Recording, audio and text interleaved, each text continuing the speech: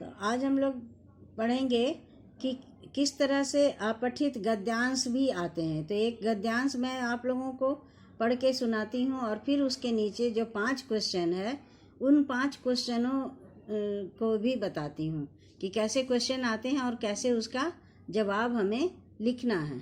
तो जैसे है कि महानगरों में जो सभ्यता फैली है वह छिछली और हृदयहीन है। लोगों के पारस्परिक मिलन के अवसर तो बहुत हो गए हैं, मगर इस मिलन में हार्दिकता नहीं होती। मानवीय संबंधों में घनिष्ठता नहीं आ पाती। दफ्तरों, ट्रामों, बसों, रेलवे, सिनेमाघरों, सभाओं और कारखानों में आदमी हर समय भीड़ में रहता है, मगर इस भीड़ के बीच वह अकेला होता है।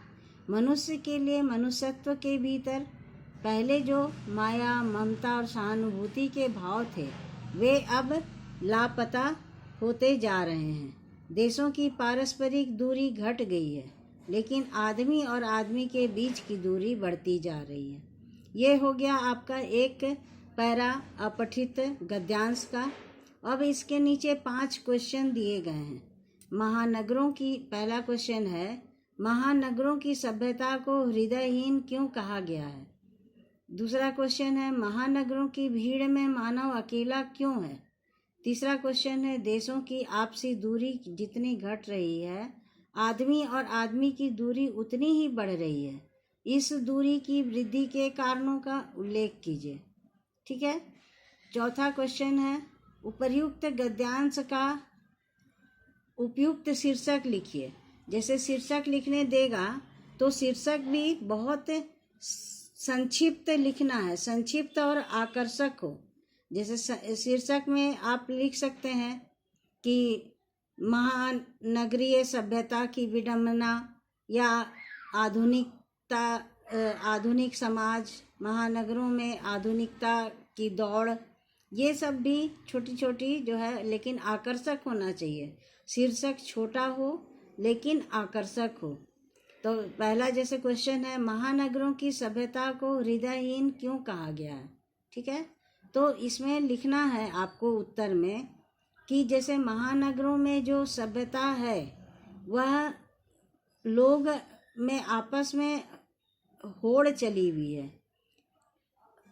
लोगों में पारस्परिक मिलन के अवसर बढ़ गए हैं, पर मिलन हृदयहीन है। क्यों हृदयहीन है? क्योंकि लोगों में सिर्फ उतना ही समय तक के लिए लोग एक दूसरे से आकर्षित होते हैं और उनके बाद किसी के पास भी, क्योंकि वो आधुनिकता की दौड़ में शामिल हैं और किसी के पास भी उनको मिलने का समय नहीं रहता, उनमें लोगों के हृदय का भाव नहीं होता।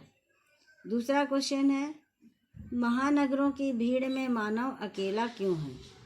तो इसका उत्तर आएगा, महानगरीय व्यक्ति अजनबीपन का शिकार हो गया है। वहाँ लोगों को एक दूसरे से कोई मतलब नहीं रह गया है। भीड़ तो है पर उनका सच्चा कोई साथी नहीं है, अतः वह भीड़ में भी अकेला है। काफ़ी भीड़ है, हर महानगरों में जाके देख लीजिए, कहीं पर भी, मतलब ये मैं समझाने के तौर पर कह रही हूँ, आंसर तो उतना ही होगा। और उसमें से आपको पढ़ करके 2-3 बार पढ़ करके गद्यांश को 2-3 बार पढ़ करके अच्छे से समझ के और तब उसका उत्तर देना है। अटपटा उत्तर नहीं देना, उटपटांग, और ना ही पूरा वैसे के वैसे उतार देना है। आपको उसमें देखना पड़ेगा कि आंसर कहाँ पर से सटीक मिल रहा है और उसको फिर अपने शब्दों में दे सकते हैं आप उत्तर। तो यहाँ पर वही चीज़ बताया गया है कि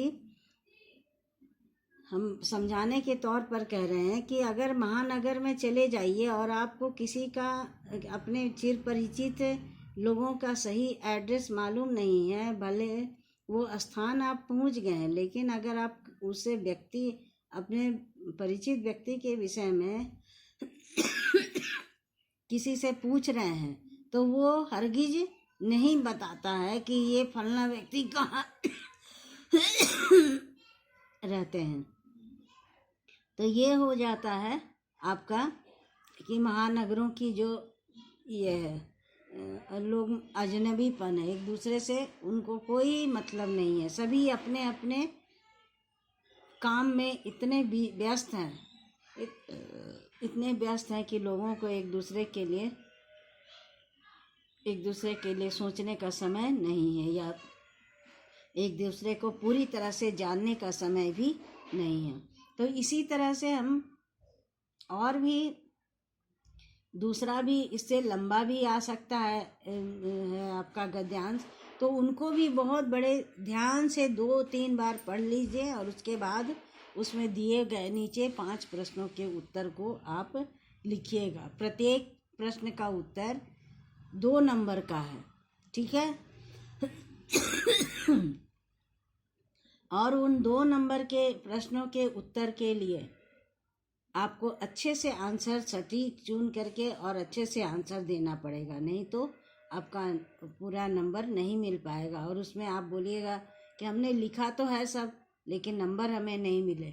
तो नंबर नहीं मिलने का कारण भी वही हो जाता है कि आप लोग आजकल बहुत शॉर्टकट में चलते हैं, 1 वर्ड या 2 वर्ड में आंसर लिख देते हैं, जहाँ पर कि लंबा आंसर देना है, और जहाँ शॉर्ट आंसर देना है वहाँ पर आप लोग खूब लंबे चौड़े भाषण दे के निकल जाते हैं। तो इस तरह से भी उत्तर, जो अनियमित उत्तर होता है तो उसमें भी नंबर काट लिए जाते हैं, नहीं मिलते हैं।